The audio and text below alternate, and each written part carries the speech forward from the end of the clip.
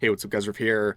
So today we're once again talking about censorship related concerns in regards to Collective Shout and the payment processors they're attempting to put pressure on to get various games banned. Now, as always with these types of videos, make sure your view counts by being an engaged viewer. That's the new system on YouTube. You can ensure that by liking, commenting, or subscribing on this video. It will not only help get the message out there, but also make sure that your view counts. Now, we're looking once again at Collective Shout, and we were wondering the other day, what's their next move? They said they're planning something, they're trying to do something to enhance their message. Well, apparently that new thing is playing the ultimate victim. They are now calling their experience Gamergate on steroids. They are going full oppression Olympics here. They are trying to make themselves out to be martyrs, and as we will see later in this video, they're now asking for handouts. They're asking you for money while they go around trying to get all of your favorite games banned. I mean, the audacity of these people is insane. Now, of course, we've been talking about Collective Shout a lot. It is a group of feminists out of Australia who had a very successful strategy the last couple of weeks where they go after payment processors and say, hey, ban this problematic content by saying to the payment processors, remove your services from Steam or itch.io, and it's worked. It's gotten thousands of games banned, and of course, with these payment processors, as you can see, their morals are very, very inconsistent, but the sort of targeting of payment processors in order to get third-party systems to ban certain content is something that might not work anymore, at least in the United States, and again, we'll talk about that a little later in the video.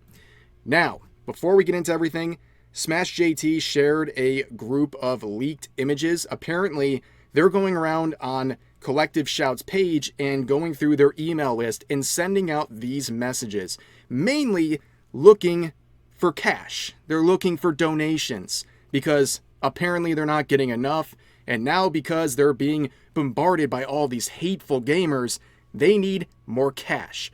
Now let's look at some of these screenshots here. Addressed, we cannot let our enemies win. Yes, it's not their critics, it's not people with different opinions. They're calling all these people who go against them their enemies. So if you disagree with what they're doing, you are their enemy. If it wasn't clear enough already, I mean, they're literally trying to basically play the moral authority and ban games that they have a personal issue with. But anyways, they say this: Dear Blank, over the last 2 weeks, we have been subjected to the largest coordinated cyber attack in Collective Shout's 15-year history. Our team has been hit with a daily barrage of vile abuse and harassment. We've been bombarded with threats. Our images have been morphed into adult content. We've been doxxed. Haters have circulated our photos and tried to find our home addresses. As always, notice with these sorts of claims, especially when it comes to the threats, they have no receipts to back up anything. They're just saying this and hoping you'll just accept them at face value. But they continue on saying 10 petitions were launched against us full of false accusations. We got to up those numbers. Those are rookie numbers right there. Only 10 petitions. We got to get more. And then they say Elon Musk retweeted one of them. There are currently hundreds of YouTube videos slandering us. What caused this vicious pylon? Now, of course, when they say YouTube videos slandering us, they mean people criticizing them, right? They can't actually name anything that's slandering them. They just think anything that goes against their narrative is slander or threats. And again, keep this in mind. They consider Elon Musk retweeting one of these petitions as a threat. They thought that put their physical safety at risk because he dared to repost a petition. But here's another screenshot, again, referring to you, really just gamers in general, as their enemies. Our enemies are trying to destroy our operating systems. They've gone after our global allies, charitable partners, ambassadors, and other backers. They've tried to get social media platforms to shut us down, but we won't let them. Your tax-deductible gift today will, of course. That's where it goes next. The ultimate grift, ladies and gentlemen. People love throwing that word around basically to mean anyone who thinks differently than me. But yeah, this is really the grift, okay? They pick a fight. They get criticism and backlash. They kick the hornet's nest, so to speak. and now they're playing the victim, and now they're asking for money. This is a completely self-created situation, and now they're trying to financially profit from it. They pick the fight, they start losing, and then they start begging for money. It's absolutely insane. It's so transparent what they're doing here. But this is a screenshot of their system here. They want you to donate right here, and they make it so easy for you. All you got to do is literally just click these numbers, including $1,000. Yeah, they have that one all pre-set up for you. You can go right to it, click that 1,000, and give them $1,000, a band, if you will, to do what? To take away your video games because they're moral busybodies who want to control what other people can consume. It's absolutely insane. And you can see what this tax-deductible gifts will do. It'll help protect their cyber systems from malicious attacks, help keep our online spaces free of women haters and trolls, of course, because it can't be the fact that people are criticizing you because of the value of what you're saying. No. It's because they're women haters and trolls. They also say help us collate briefs of evidence for police, e-safety, and our lawyers. Help uphold our freedoms and rights to continue speaking out. Send a message that we will not be defeated. With your support, we know we will overcome. Amazing stuff from them. And I find this one really interesting right here about how they're trying to get evidence together for the police. That's part of what you're paying for, apparently. Well, as we'll see in a bit, they can't even get the police to respond because they're giving the police nothing that is actionable. And I guarantee they're just basically showing them, these people are being mean to us online. Do something. Come on, the states. Arrest these people for having wrongthink. But anyways, yesterday we looked at this post by Coralie and also Melinda, two members of Collective Shout, and they said they're strategizing their next takedown. Very aggressive language, labeling people as their enemies. They're not doing protective moves. They're doing takedowns. They're going to take down your video games. Now, of course, Coralie has been getting a lot of her tweets dredged up, including this one from 2015 that's an absolute banger, okay? So it says this: many of these games also involve misogyny and the over-sexualization and objectification of women. Female characters are often depicted as weak. They wear revealing clothes or appear naked and are cast as negative figures such as prostitutes. Wow, that's not very progressive to say.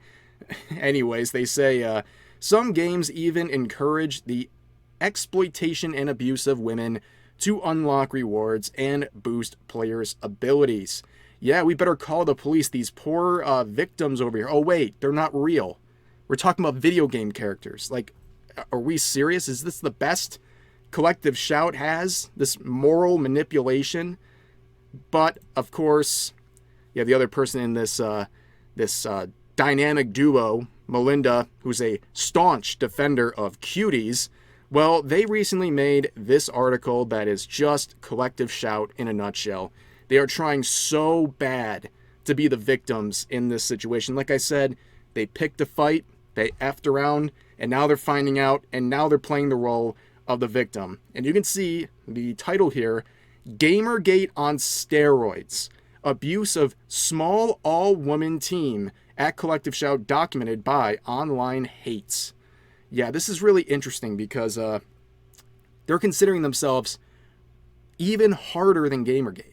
They think they're going through more than what Gamergate was, which is pretty insane because they've been doing this for like a week. It's been like a week or two of backlash, and they're already saying that this is Gamergate on steroids. Can you imagine wanting to play the victim so badly in a fight that you started? Now, looking at the article, it's all about them, right? You can see the question here. How has this impacted you? And here's one of the members of Collective Shout saying, it's completely overwhelming. Attempting to moderate comments, block, delete, report, or report to authorities takes so much time. It is also relentless with no end in sight.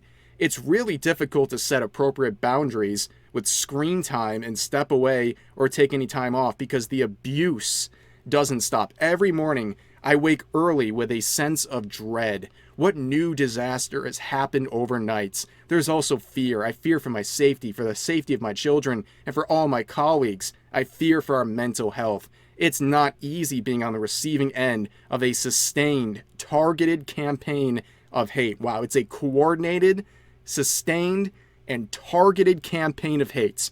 Definitely not just, criticism. But anyways, they continue on saying, it's frustrating to see lies and misinformation being spread about our team and our work and have no way to respond or defend ourselves.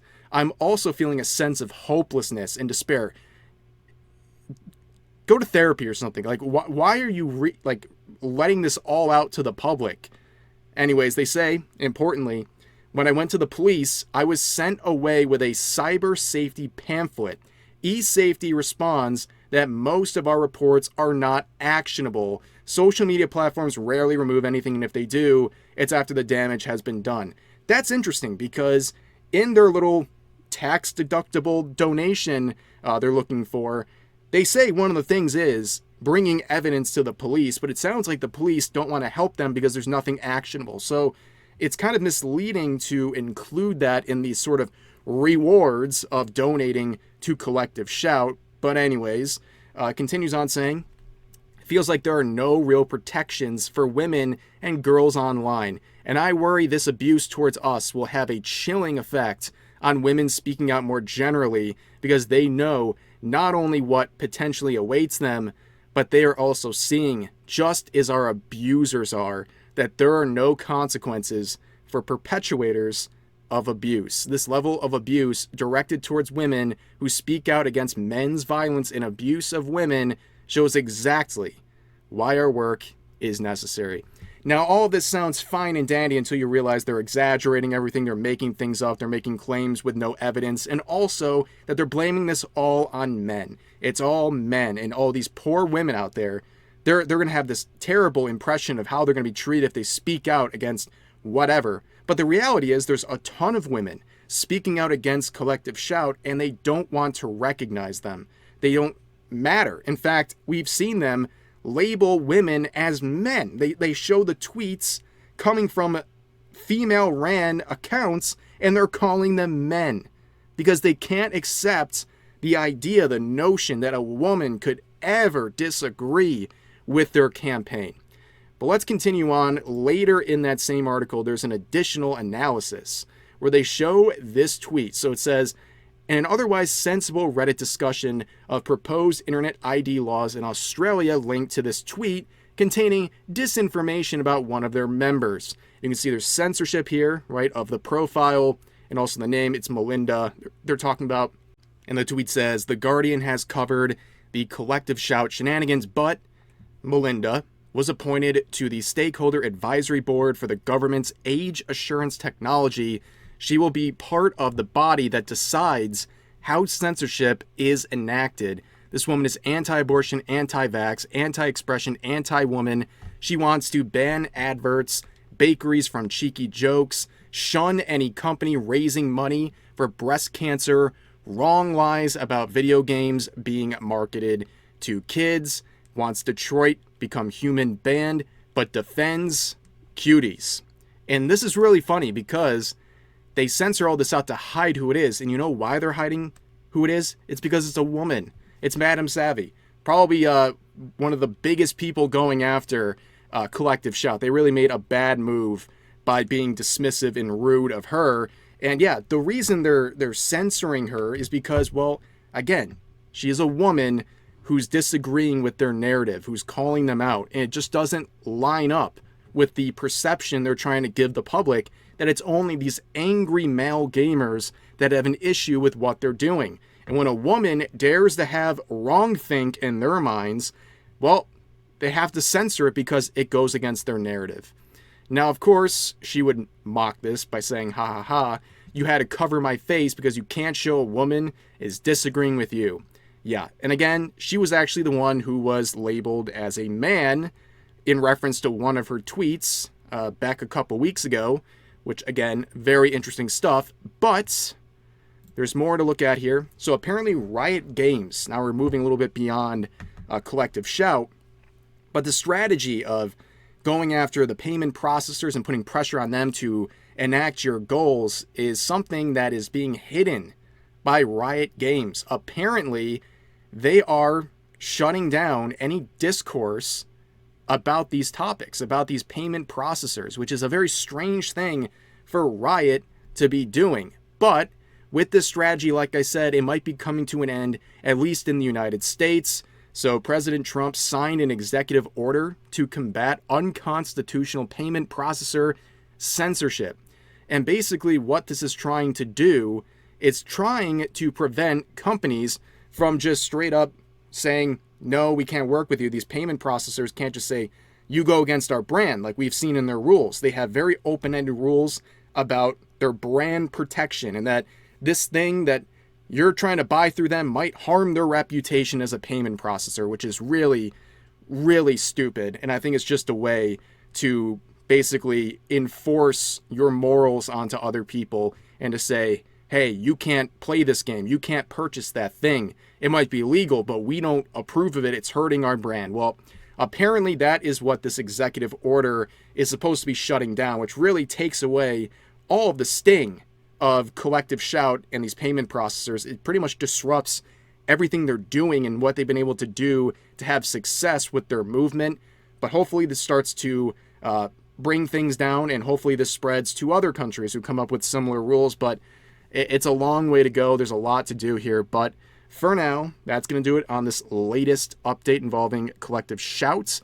As always, feel free to share your thoughts about today's topics in the comment section down below. Hope you guys enjoyed the video, and I'll see you next time.